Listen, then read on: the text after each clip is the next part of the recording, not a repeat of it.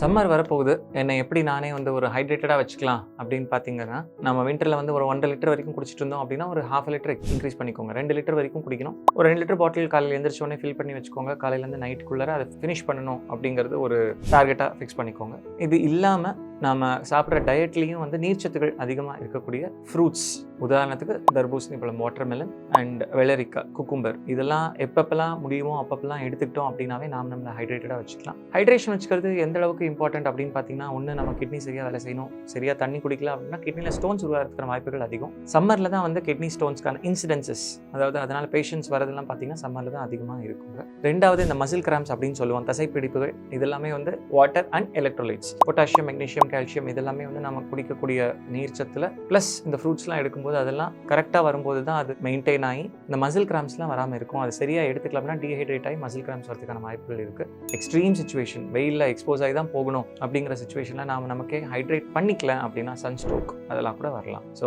Summer வந்துச்சு அப்படின்னாவே அதுக்கு ஏற்ற மாதிரி நாம் நம்மளை க்ளோத்ஸில் மட்டும் ப்ரொடெக்ட் பண்ணிக்கிறது மட்டும் இல்லாமல் ஹைட்ரேட்டடாக வச்சுக்கிறது ரொம்ப ரொம்ப முக்கியம். கண்டிப்பாக அதிகமான தண்ணி, நீராகாரம் குடிக்கணும். ஃப்ரூட்ஸ் பார்த்தீங்கன்னா வாட்டர்மெலன் அண்ட் குக்கும்பர் அதிகமாக எடுத்துக்கலாம். மோர் அதிகமாக எடுத்துக்கிறது ரொம்ப ரொம்ப நல்லது.